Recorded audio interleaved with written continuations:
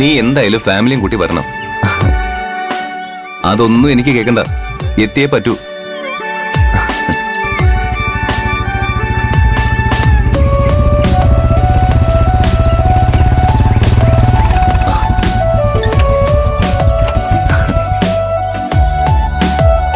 പ്രിയൻ sir, സാറെന്താ ഇവിടെ? ഇവിടെ അടുത്ത് എന്റെ ഒരു കൂട്ടുകാരന്റെ വീടുണ്ട്, ഞാൻ അവനൊന്ന് കാണാമെന്ന്. ആ പിന്നെ പ്രിയനോട് കുറച്ച് പേഴ്സണലായിട്ട് സംസാരിക്കാനുള്ളതുകൊണ്ട് വിളിച്ച. പ്രിയൻ എന്തെങ്കിലും തിരക്കിലായിരുന്നു? ഇല്ല, സാറ് പറഞ്ഞു. ഇതുവരെ ഞാൻ എന്റെ പിറന്നാള് പലതരത്തിലും പലരുടെയും കൂടെ ആഘോഷിച്ചിട്ടുണ്ട്. പക്ഷേ അന്നൊന്നും ഇല്ലാത്തൊരു ആവേശം ഇത്തവണ എനിക്ക് തോന്നുന്നുണ്ട്. ഞങ്ങളും നല്ല ആവേശത്തില് സാറിന് പിറന്നാളിന് പ്രത്യേകിച്ച് ഗിഫ്റ്റ് ഒക്കെ വാങ്ങി വെച്ചിട്ടുണ്ട്. ഞാൻ ആഗ്രഹിക്കുന്ന ഗിഫ്റ്റ് നിങ്ങൾക്ക് ആർക്കും തരാൻ പറ്റില്ല പ്രിയൻ. അത് പാർവതിക്ക് മാത്രമേ കഴിയൂ. സാർ എന്താ ഉദ്ദേശിക്കുന്നത്? നാളത്തെ ചടങ്ങിൽ വെച്ച് ഞാൻ പാർവതിയെ പ്രപ്പോസ് ചെയ്യാൻ പോവാ.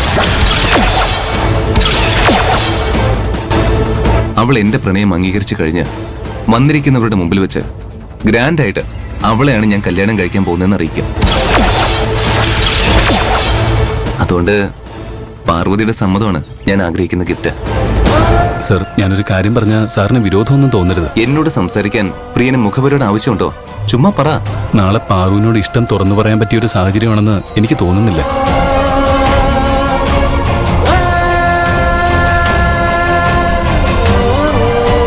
ഇങ്ങനെയുള്ള പാർട്ടിയില് പാറു ഇതുവരെ പോയി കാണില്ല. പരിചയമില്ലാത്ത ആളുകളെയും സാഹചര്യമൊക്കെ കണ്ട് അവൾ ആകെ ടെൻഷനിലായിരിക്കും. അതിന്റെ ഇടയിൽ സാറ് പ്രപ്പോസ് ചെയ്ത അവള് കൂടുതൽ ടെൻഷനായി എന്തെങ്കിലുമൊക്കെ പ്രശ്നമാവുന്ന എന്റെ പേടി. അങ്ങനെ എന്തെങ്കിലും സംഭവിച്ചാൽ നാളത്തെ ഫംഗ്ഷൻ മുഴുവൻ കൊളാവില്ലേ സർ? ഇതിനെക്കുറിച്ച് കേൾക്കുമ്പോൾ പ്രിയൻ ഒരുപാട് സന്തോഷിക്കുന്നു ഞാൻ കരുതിയത്. ഇത്രയും നെഗറ്റീവായ ഒരു പ്രതികരണം ഞാൻ പ്രതീക്ഷിച്ചില്ല. അയ്യോ സർ, ഞാൻ സാറിനോടുള്ള കരുതലുകൊണ്ട് പറഞ്ഞതാ. യാ, ഐ കൻ അണ്ടർസ്റ്റാൻഡ്. നമ്മൾ രണ്ടുപേരുടെയും പ്രണയത്തിലെ ഏറ്റവും വലിയ തടസ്സം സ്നേഹം മനസ്സിൽ കൊണ്ട് നടക്കുന്ന. ഇനിയും ആ തെറ്റ് തുടരാൻ എനിക്ക് താല്പര്യമില്ല. പാർവതിയെ മാത്രമല്ല, എന്റെ അച്ഛനെയും അമ്മയും എല്ലാം ഇതിനെപ്പറ്റി എനിക്ക് അറിയിക്കണം.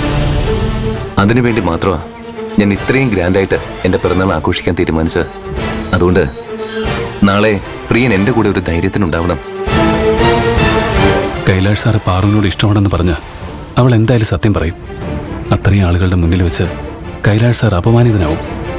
അതിലും ഭേദം ഇവിടെ വെച്ച് സത്യം പറയുന്നല്ലേ. പക്ഷേ ഇദ്ദേഹത്തിന്റെ മനസ്സ് തകർക്കാനും തോന്നുന്നില്ല.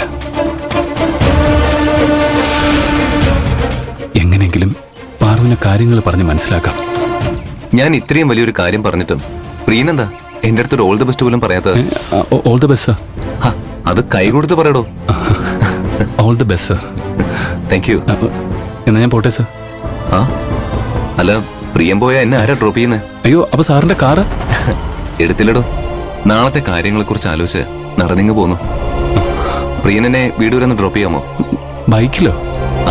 അതിനെന്താ, എങ്ങനെ യാത്ര ചെയ്യുന്നു എന്നല്ല, ആരുടെ കൂടെ യാത്ര ചെയ്യുന്നു എന്നതാണ് പ്രധാനം. പ്രിയൻ എന്റെ ബെസ്റ്റ് ഫ്രണ്ടാ. നിന്റെ കൂടെ സൈക്കിളിൽ പോകാനാണെങ്കിലും ഞാൻ ഹാപ്പിയാ. വാ പോ.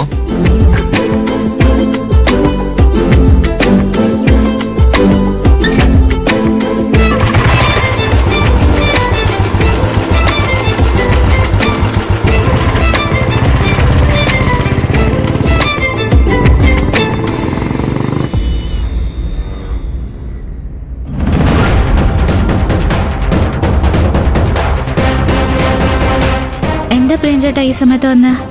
ഞാനൊരു കാര്യം പറഞ്ഞ നീ അനുസരിക്കൂ. എന്താ കാര്യം? നാളെ ഒരു കാരണവശാലും നീ കൈലാഷ് സാറിന്റെ ബർത്ത്ഡേ ഫംഗ്ഷന് വരരുത്. പെട്ടെന്നെന്താ ഇങ്ങനൊക്കെ പറയുന്നത്? എന്തെങ്കിലും പ്രശ്നമുണ്ടോ? നീ കൂടുതലൊന്നും ചോദിക്കരുത്. നമ്മുടെ എല്ലാവരുടെയും നല്ലതിന് വേണ്ടിയാ ഞാനിത് പറയുന്നത്. കാരണം എന്താണെന്നറിയാതെ എനിക്ക് വരാതിരിക്കാൻ പറ്റില്ല. നിനക്കെന്നെ വിശ്വാസമില്ലേ? ഇത് വിശ്വാസത്തിന്റെ കാര്യമല്ല. നമ്മൾ തമ്മിൽ എന്തിനാ വെറുതെ രഹസ്യങ്ങളൊക്കെ വെക്കുന്നത്? പ്രിയൻചേട്ടന്റെ മനസ്സിൽ എന്താ ഉള്ളതെന്ന് എനിക്ക് അറിയണം. ഞാനിപ്പോ കൈലാഷ് സാറിനെ കണ്ടിട്ടാ വരുന്നത്. അദ്ദേഹം എന്തിനാ ഇത്തവണ പിറന്നാള് വലിയ രീതിയിൽ ആഘോഷിക്കുന്നതെന്ന് നിനക്കറിയാമോ?